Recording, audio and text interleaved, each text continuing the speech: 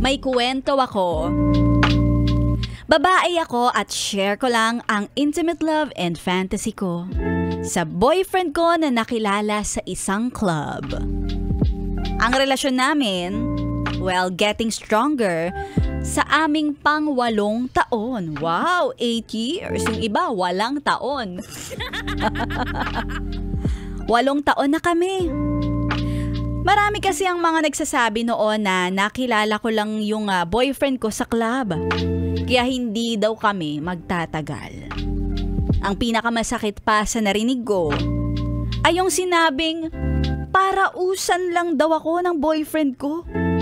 At hahanap daw siya ng bagong mabibiktima niya sa club.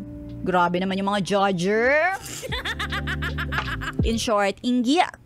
Haters gonna hate. Well, iba-iba naman kasi ang dahilan kung bakit may mga tao na nagpupunta sa club o kaya sa bar. And for me, babaeng single ako that time. Malamang kung may ipapakita ako, yun ay ang kaseksihan ko. Ang ingay kaya sa club, di ba? Paano ka nakakapagano doon? Recite. Luwang-luwa ang Coco Melon. O kaya naman, papaluwain ko ang mga mata at kaluluwa ng mga nakakasaksi sa aking pagiging sexy. Fake shorts pa. Para i-flaunt ko ang legs na pang Barbie. Pwedeng nakasit. At kung gusto mo, kaya ko ding mag-split. Ay! Kumakandirit pa. Talented yarn. Ako yung tipo ng gimikera na sumasayaw sa dance floor para mag-enjoy, magpa-cute, and at the same time, makahanap ng mga jowa ball!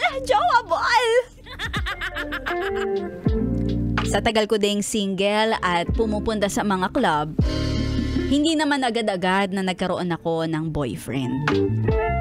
Kasi madami akong nakilala, iba't ibang klase ng mga tao, at may iba, ang hanap lang ay churot! Pero ekis agad ako sa mga ganong klaseng lalaki. Hindi naman kasi ako ganon. Naniniwala pa rin ako na soon may mahahanap at makakahanap din ako ng matino. And yes, may mga disenteng tao din na pumupunta sa bar o sa club. Yung boyfriend ko that time na nakilala ko ay single. At naghahanap din siya ng makakapukaw na kanyang atensyon.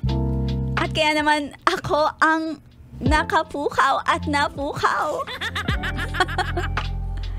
Nag-umpisa kami sa, "Can I buy you a drink?" Hanggang sa naging magka-chat kami. Nanligaw siya sa akin ng formal at naging kami. Nung nahanap ko siya, huminto na rin kami sa pagpunta sa mga club o sa bar. Bakit pa? Pwede naman kaming magpatay sindi ng ilaw at uminom na may kasamang tugs-tugan at yug-yugan, magdamagan ng kamilang. Ay, ang taray!